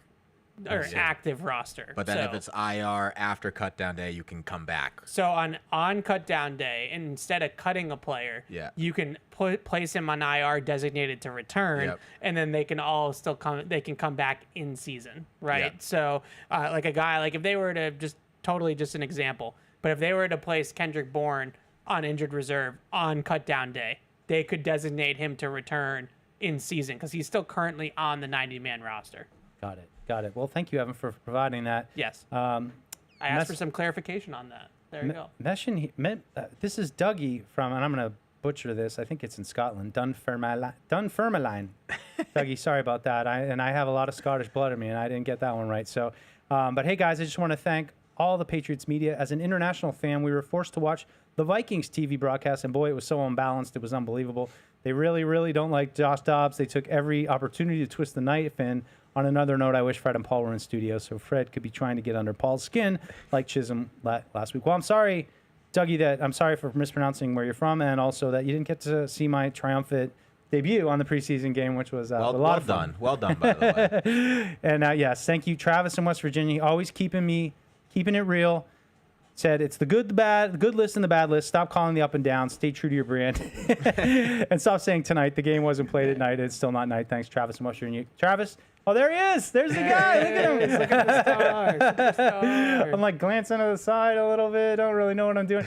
Yeah, it's hard to know what was all the glancing to the side, Deuce. I got notes for myself. I think I got better as it went along. I told you this is the Jerry in me. I start to notice these little things about me, especially myself, but all of us. Sometimes I notice those little things. I'm sorry I pointed it out. Now you're not going to be. Well, now that I see it myself, hopefully I got better as the product went along. But it's a little distracting when you have a video monitor of yourself right there, then you have the camera up here, and then you have the broadcast here, and so you go on, you're live, and then all of a sudden your head pops up, and it's confusing. No excuses, though. I'll be better next time if the opportunity ever were to arise. But Paul's going to be back, although I don't think that's a good smile. There we go. But Paul, we're not producing the game next week. It's I think an NFL Network game, so it's not a Patriots broadcast. So unfortunately, there won't be Paul or me in there. Can I tell a little funny story real quick? Yes, please. So I just looked at my phone, and I had 3 missed calls and a text message from our football operations thinking that they left me behind in Minnesota. So I don't want to name names because I probably shouldn't, but I finally got back to this person. But yeah, I have 4 missed calls and a text message asking me, are you on the bus?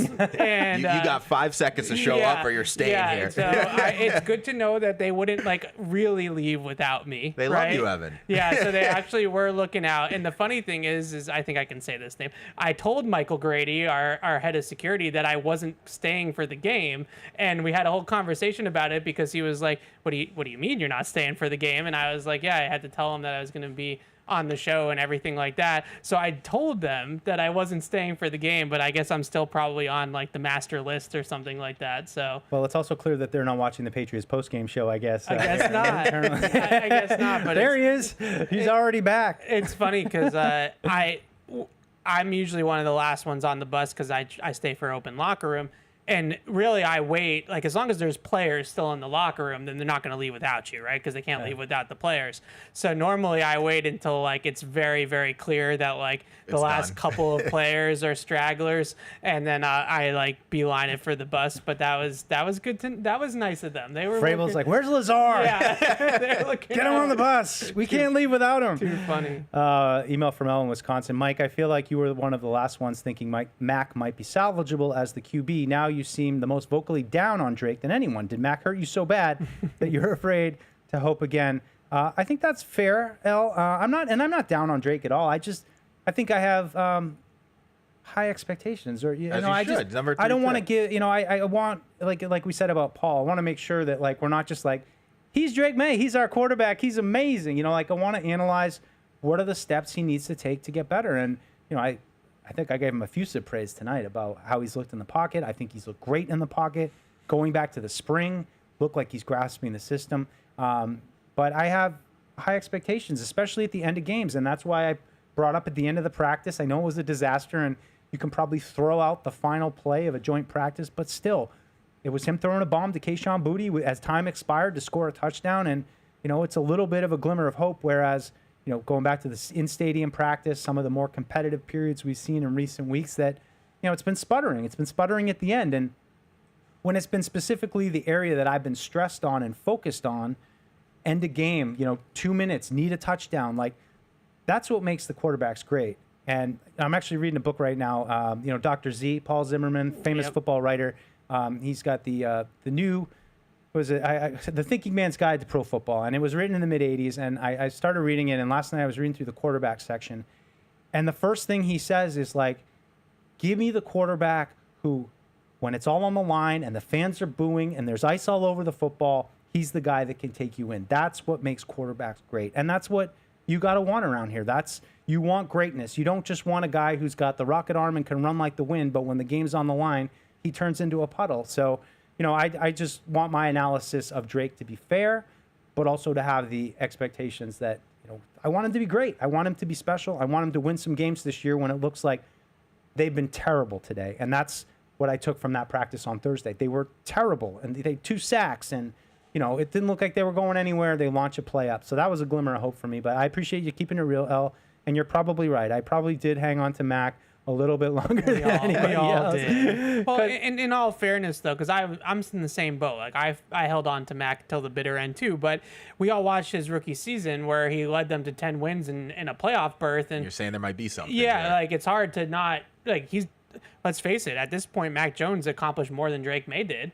Right? Mm-hmm. Like he had the team in the playoffs his rookie year. So like as much as it was a disaster last year for Drake in terms of what was around him, and that's totally fair, but that's the way you got to kind of call it for what it is. Like Mac won 10 games as a rookie.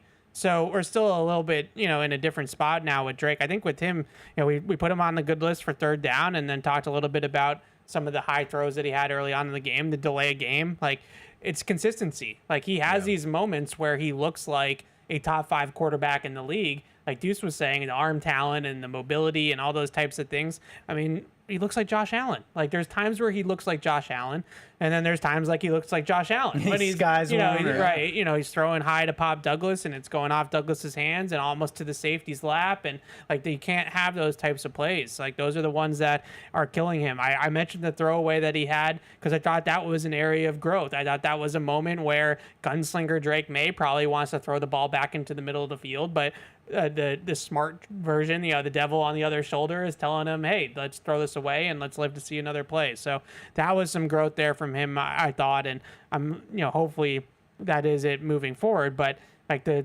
turnover worthy throw, like the Pop, like that's on him. Like that ball can't sail. Like that you got to throw that low. Delay a game. Delay a game. It's also tough to see 2 games back to back with the slow start, but he did bounce back. But Deuce, like you mentioned, like you're hopeful, you want him to be good. Vrabel's instilling this new culture, so like Vrabel's part 1, but 1A, but Maye is 1B. Yeah. So. Oh, absolutely. I mean, that's just how the league works, and I mean, I might even say Maye is 1A. I mean, that's very fair. Vrabel certainly doing what he needs to do, I think, to bring that out of Drake, the leadership, to being demanding of his receivers. I think you've seen his tone a little bit. Another thing I thought was interesting, one of the McCourtys said on the broadcast, Ev, was that last year Alex Van Pelt wasn't really in Drake's ear much, and Josh is, very much. And I credit a lot of Mac's performance his first year to that, to Josh saying, "Okay, here's the look. This is what you're gonna be looking the right side." Like just giving him the answers to the test before he has to actually say HUD. Yeah, so you have that, I think it's at 15 seconds when the communication has to cut off from the sideline. So if you get to the line of scrimmage with some time on the play clock, then technically the offensive coordinator can kind of play quarterback at the line of scrimmage. And Sean McVay is like notoriously good at this. Like he's probably, him and McDaniels are 2 of the best at that in particular. And all year long with Mac, and then all of Jared Goff's early years in LA, Sean McVay's holding his hand through everything, and the Patriots actually knew that in the Super Bowl and Super Bowl 53. So they would show one look, and then when the communication would stop, they'd flip it, right? They'd show a different coverage structure and kind of put the game on Jared Goff's shoulders. So Josh McDaniels, Drake gets the line, 20, 25 seconds, he's going to say, you're opening left, you're opening right, they're in too high, they're single high, watch this guy, watch that guy, this guy's buzzing down, there's pressure look over here, like that type of thing, and it can really help a young quarterback. Yeah, well, hopefully you can develop that confidence, because confidence is important to have when you're on the road. With Bridgestone tires on your car, truck, SUV, or minivan, you're riding on tires you can trust.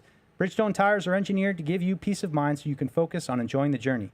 So whether you're on your morning commute, a cross-country trip, or relaxing Sunday drive, Bridgestone tires will be with you wherever life's roads may lead. Bridgestone, solutions for your journey, available now at Sullivan Tire. And of course, as we come down to the end, you guys know what I'm thinking about. It's easy to drink. It's easy to enjoy. It's Bud Light, the official beer sponsor of the New England Patriots. And I think I'll be cracking one of those open tonight. It'll be nice. Two. Maybe two. But it's been, a great second game. And I just, guys, what stands out to me is I love the vibes around this team right now. I love the vibes. And it's been so long since you really felt confident about the vibes. And I know that's kind of a nebulous thing and it's open to interpretation. But even just seeing Diggs on the sideline watching, he's engaged, he's laughing with guys, he's talking. When you see guys make big plays, Vrabel's been encouraging this all training camp. Touchdown, big play, go get your guys. Get over there, celebrate. It's a huge part of, what Mike Vrabel wants to instill in these guys. And I think it's really rubbing off. It feels like a team. It feels like a team that's coming together. How talented are they? Are they going to take some lumps? Do they have some inexperience in places? Absolutely.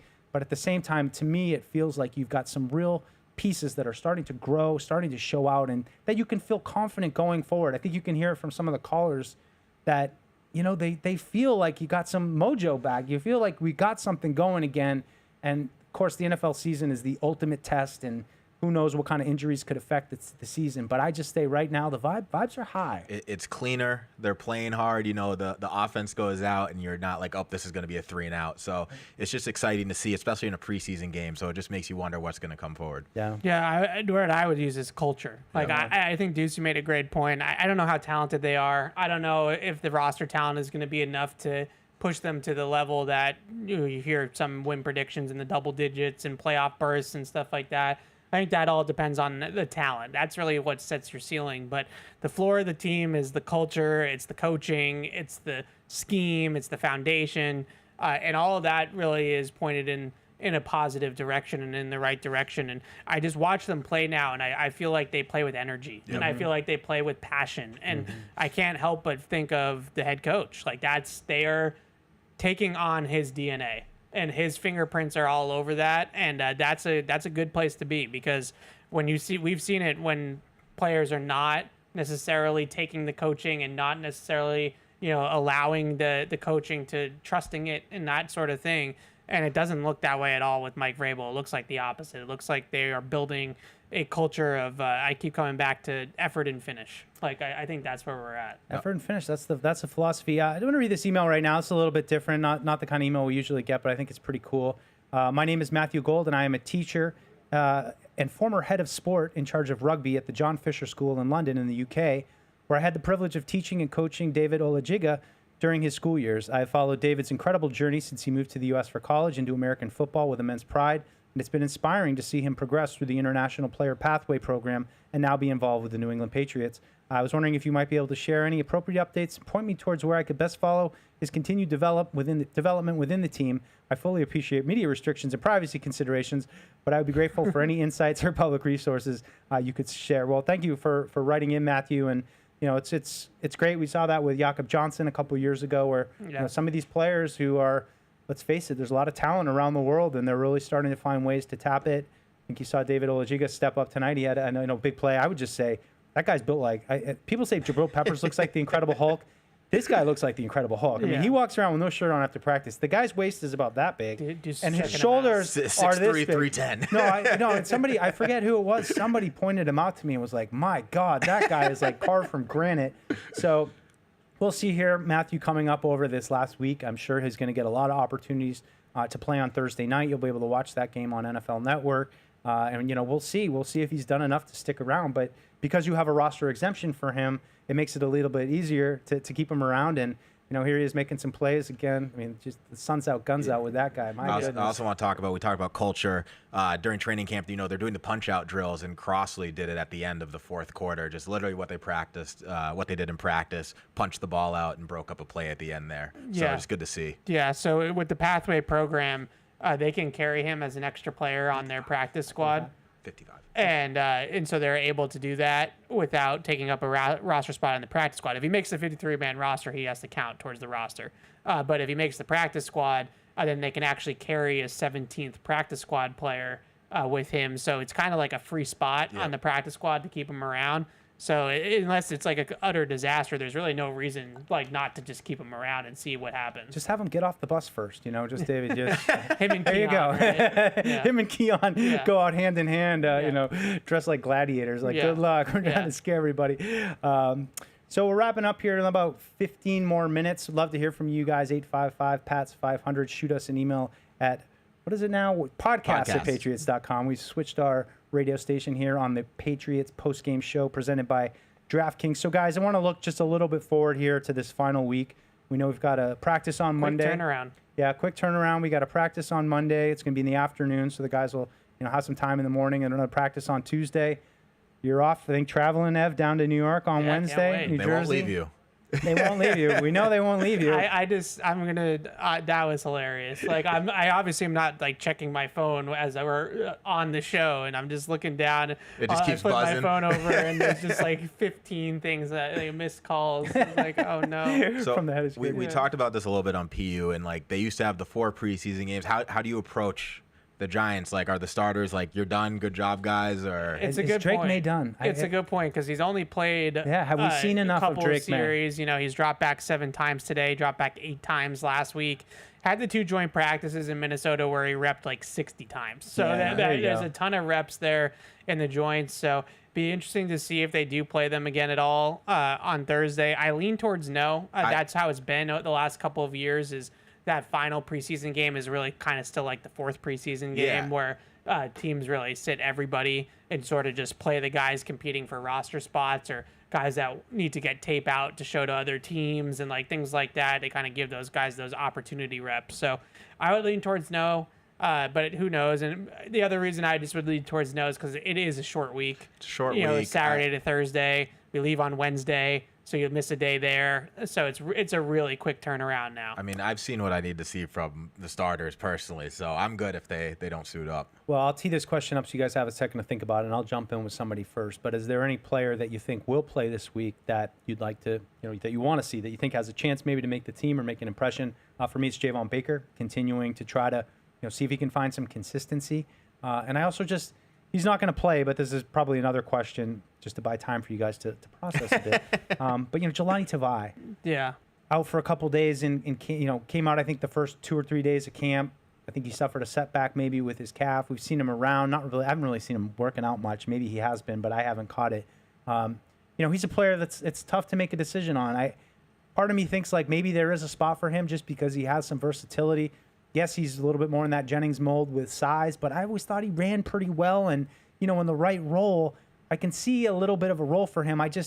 But it seems to me like they're looking at Robert Spillane, Christian Ellis. Those are maybe the main 2. So I don't know. So I throw it to you guys. If somebody in that last game and any thoughts on Jelani Tavai? I have Baker, but I'm split on this. Cole Strange, he's your former first-round pick. I think you can move him on the line, so it's just interesting. I wouldn't give up yet. I don't think there's much to lose. He's familiar with the system, so it'd just be interesting to see where he stands. Yeah, all those interior offensive linemen for me would be in one bucket. That's a fair thing to say. Ben Brown, Jared Wilson, Cole Strange, Sidney So, Layden Robinson, Mekhi Butler. I thought was decent in the joint practices for the reps that he got.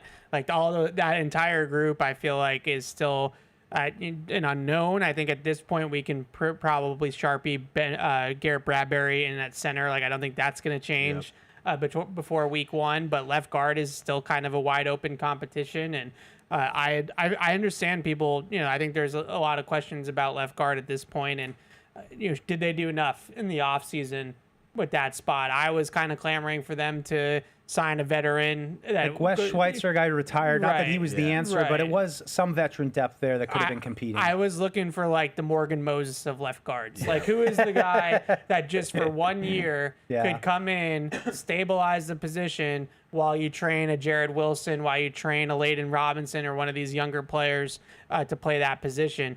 Garrett Bradbury at center is kind of the same thing as Morgan Moses. Like, who was that guy at left guard this offseason? I know, Joe Thuney comes up a lot, but Joe Thuney's a $20 million a year player. Like, that's not really what we're talking about with that. So I got another one, which we haven't talked about, a little interesting. What's the kicking situation here? That's great. That'll take us through the last 9 minutes, no problem. I think you keep Andy. I think you keep Andy, but Parker Robo, we were talking about it. Like, I sometimes feel more comfortable when he comes on the field, so I don't know. I would say, too, the one that Borregales missed, sometimes the ball just doesn't look right going through the air, and it was, I call it the 10 to 4. It's going from 10 o'clock to 4 o'clock kind of sideways. It's not the 12 to 6 end over end. I don't know. Parker Romo has been slightly more consistent. Now, they both had bad days earlier this week, which was the first time we saw multiple missed kicks, I think. Otherwise, it's been, somebody's missing one at most.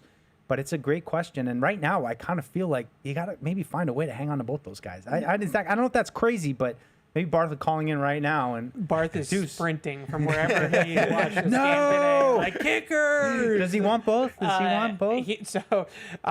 This is a joke.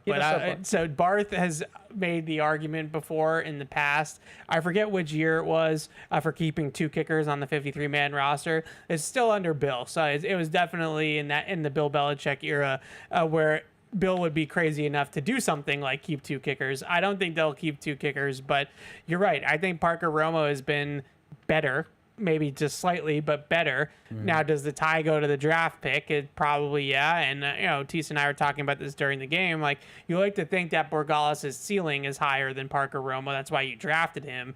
So even though you might have to live with some rookie moments for Borregales to start, is it worth it in the long run? Whereas if you cut Borregales and he gets claimed, then you've lost him completely. Yep. So I think it's really hard. Like, Parker Romo would have had to really lap Andy Borregales, or Andy Borregales would have had to look at like the second coming of like Justin Rohrwasser or something, where he's like hitting the porter potties. Another 10 to 4 guy. Another 10 to 4 guy. And the fact that it hasn't been like that for Borregales tells me that he's probably going to be the kicker.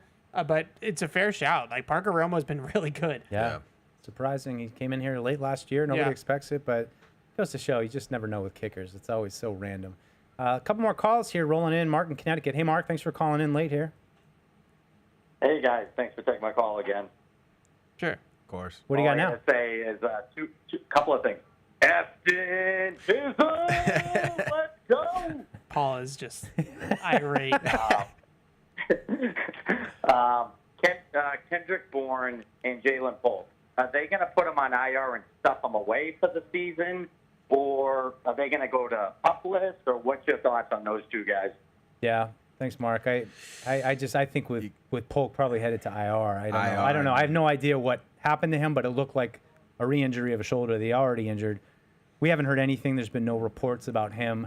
Unfortunately, it's too bad. I mean, he was back, he had setbacks, he was working his way back, then he was out, and then he was back, and now he's out again. So it's been such a roller coaster with him. I was a Polk fan. I thought that he was going to come in and, maybe provide a little bit of maybe what we've kind of seen from Holland. It's not exactly the same, but a little bit more physicality. I don't know. But I have a feeling he's going to end up on AR. And again, could one of those guys return? As for Bourne, do you think a pre-cut IR or like a dump for the season IR? Yeah, I think with maybe. I agree with that. I think with Bourne, like he's a vet. I still think he has something to give, and there's some teams that could use a player of his caliber. I think you could maybe get a day 3 pick for him. So I also wonder. I also wonder with Kendrick Bourne, like, do you do a Jacoby Brissett for Philip Dorsett type trade where it's like we have this guy that's like a fringe guy with us and you have a guy that's a fringe guy with you, and maybe like we have an area that we need some more depth, so we'll trade you Kendrick Bourne and you'll trade us like a left guard. Right? Finishing each other's sentences. And we're done, right? Something like that I think might be of interest to the Patriots. The other thing with Jalen Polk, this is just my opinion, like it just doesn't feel like he's a Vrabel guy. Like, I just feel like he started off camp and like he was mysteriously missing practices to start camp.